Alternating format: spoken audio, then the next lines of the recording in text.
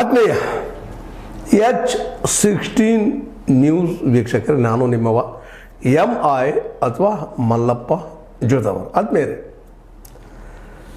ನಮ್ಮ ಹಿಂದೂ ಪತ್ರಿಕೆಯ ವರದಿಯಂತೆ ಸತೀಶ್ ಜಾರಕಿಹೊಳಿ ಅವರು ಕೂಡ KPCCಯ ಅಧ್ಯಕ್ಷ ಸ್ಥಾನದ ಆಕಾಂಕ್ಷಿ ಅಂತ ಹೇಳ್ಕೊಂಡಿದ್ದಾರೆ ಹುಕ್ಕೇರಿಯಲ್ಲಿ.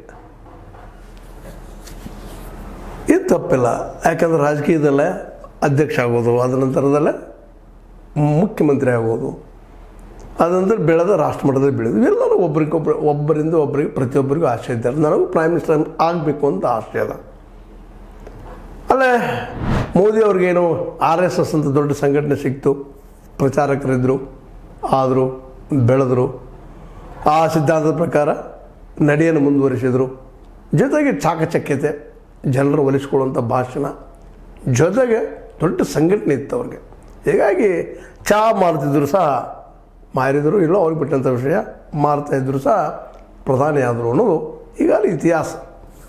ಇಲ್ಲೂ ಅಷ್ಟ, ನಮ್ಮಲ್ಲಿ ಕರ್ನಾಟಕದಲ್ಲಿ ಈಗ ನಿಧಾನಕ್ಕೆ ಸಿದ್ದರಾಮಯ್ಯರ ಆಡಳಿತದ ಕೊನೆ ದಿನಗಳು ಬರಲಿಕ್ಕೆ ಅಂತ ಅನ್ನಿಸ್ತದೆ.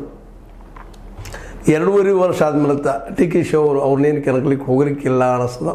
ವಸ್ತುಸ್ಥಿತಿ ಮಾತಾಡ್ತಾ ಇದ್ದೀನಿ, ಕೆಲವು ಅನ್ನಿಸ್ತಾವ ಹಂಗೆ, ಸಿಕ್ಸ್ತ್ ಸೆನ್ಸ್ಗೆ ಹಂಗೆ ಹೇಳ್ತಾವೆ. ಇಲ್ಲ, ಅವರು ಈಗ 2028ರ ಮುಖ್ಯಮಂತ್ರಿ ಕಡೆ ಗುರಿ ಇಟ್ಟಿದ್ದಾರೆ ನಮ್ಮ DK ಶಿವಕುಮಾರ್ ಅವರು. ಅದೇ ರೀತಿಯಾಗಿ KPCC ಅಧ್ಯಕ್ಷ ಆದರೆ ಇನ್ನೂ ಸರಳ ಆಗ್ತದೆ ನನಗೆ, ನಾ ಮುಖ್ಯಮಂತ್ರಿ ಆಗೋದಕ್ಕಂತೇಳಿ